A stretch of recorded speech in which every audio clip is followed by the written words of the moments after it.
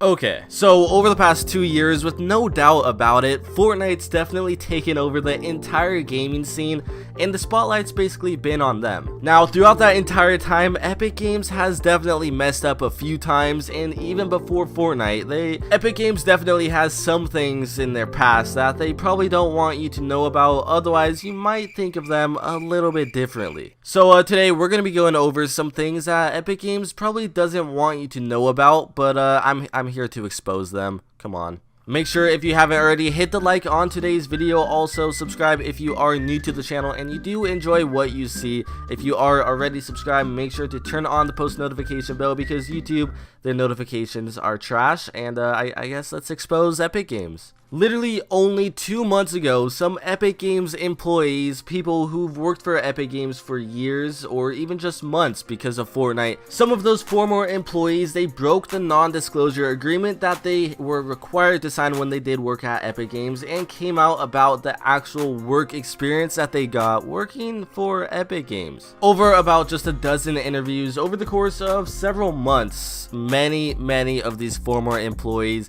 they said that they worked about 70-hour weeks, and some of them even over 100 hours. Not only did a lot of these former employees have to work so many hours per week, they said that it was a stressful and hostile working environment in which they were working overtime, that a lot of these employees felt that was pressured upon them to work overtime, because if they weren't voluntarily doing it, they were kind of looked down upon the company. And you don't really want to lose your job or be on the bottom of the list. A lot of these employees work so much that even one employee said that getting a weekend away from work is a major achievement. Now, a lot of my viewers, they still are in school, so just imagine this: going to school every day from 7 a.m. to about 6 p.m. with no weekends off, just consistently in a place that is very toxic and very stressful, with not really good vibes. Now, on the good side of this though, a lot of these employees, they did report that they were in fact paid for overtime, so they weren't kind of working for free. But still, 70-hour weeks is just a little excessive. This entire situation got so bad that when one of these employees complained to one of their managers, they just told them to quiet down instead of speaking up, because it could potentially risk them their job. Another thing Epic Games probably doesn't want you to know about is how they have yet to pay some of the players who have played in some custom event tournaments, or just events in general, way back in November of 2018. It's important to know that not every single player who competed in these is not receiving payment, so just because these players say that they haven't been paid, it doesn't mean it's happening to everybody else. So with that said, it sounds like players haven't received money dating all the way back to the secret skirmish, according to a Twitter thread started by Fanatic Motor. There was an entire Reddit post, it will be linked down below, but it was posted by Return of Truth just 6 days ago, and it says a lot of information about this, about how some players, they haven't even paid as far back as 8 months, and not only this, but a lot of these players have been contacting Epic and they've just been straight up ignored, or just given the runaround and just kind of wasted a lot of time. Now, what's even more crazy, this isn't just like a $50 payout from like a supporter creator, or maybe getting like 50th place in an event. Some of these payouts exceed over $9,000, which is, that's a lot of money. Not only was this player who should be getting $9,000 as a reward, Epic Games is now saying that he was never present at the event, when it's pretty easy to prove despite the leaderboards and the video evidence proving that he was there playing in it and earned that money legitimately. Now, I guess there is a list that shows all of the tournaments with how many winners and how many payments have been completed, and there's quite a few payments that have never really been paid out to a lot of these players, and I really don't understand what's really taking them that long. I mean, Epic Games is a multi-billion-dollar company. They're doing an event right now as we speak that literally is paying out millions upon millions of dollars to thousands of winners, and they aren't paying people from 8 months ago. This just really is ridiculous. I'm gonna give Epic Games the benefit of the doubt on this one. Maybe there is a valid reason. A lot of these people aren't being paid out, but as of right now, it's looking pretty bad on Epic Games' side. Now, I know this whole video is basically just me bashing on Epic Games. Don't get me wrong, I really love Epic Games. I love what they've done. They've made an amazing game, built many careers and opportunities for a lot of players, but this is kind of what the video's about. So I mean, hate all you want, but you clicked on the video, you know that Epic Games doesn't want you to know this stuff, so just kind of keep that in mind through all of this.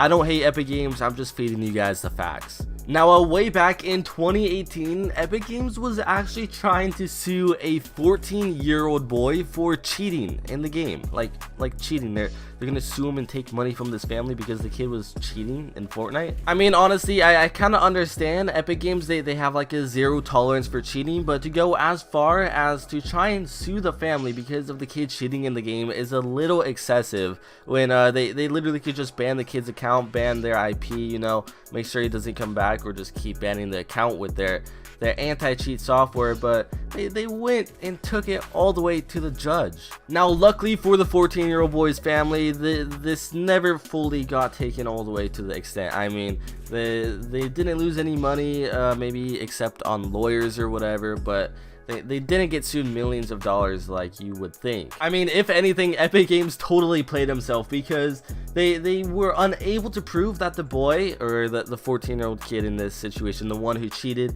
modified or copyrighted game code, which is basically just hacking or whatever, and Epic illegally released the boy's name, and Epic can't prove a profit loss as a result of the boy cheating, and it's not entitled to such damage. Now, I'm kind of on Epic's sides here, just to be honest, because I mean, of course the boy was cheating, but I think suing is a little bit too far. I mean, they're just showing the entire community that they don't mean any business with cheaters, and they have a zero tolerance for it, so that's good on them.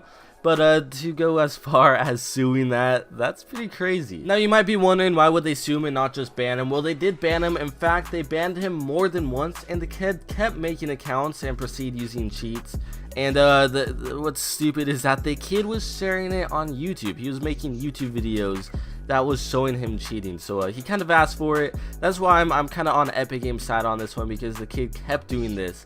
But what could you really expect? It's a free game, you can make infinite accounts, there's VPNs to change your IPs, there's so much you could do to just kind of get past the anti-cheat, and Epic Games kind of play themselves. I know this is a pretty old story, but let me know what you guys think about this. Do you think the boys should have been taken to court, or how would you have handled this if you were Epic Games? Now, no big game developer wants their community to know that their game is slowly dying and losing tons and tons of support, which is exactly what gets us into the next thing Epic Games probably doesn't want you to know. If you go to Google Trends and you search Fortnite, you can see this more in depth, but it is basically interest over time. It's kind of how interested the entire world is in this game, and you could see that it spiked in just about like June, July of 2017, and it kept going up and peaked all the way in just about March of 2018, and it's slowly dying, and right now it's literally at an all-time low here in season 9. I mean, Fortnite day by day is slowly losing more interest, and nobody really is paying attention in Fortnite. Matter of fact, Minecraft is kind of taking over, and they're passing Fortnite in the interest scale. Now, what is pretty crazy though is how Fortnite still on Twitch is exceeding just about 100,000 viewers consistently, and they're always top 2, top 3 on the charts.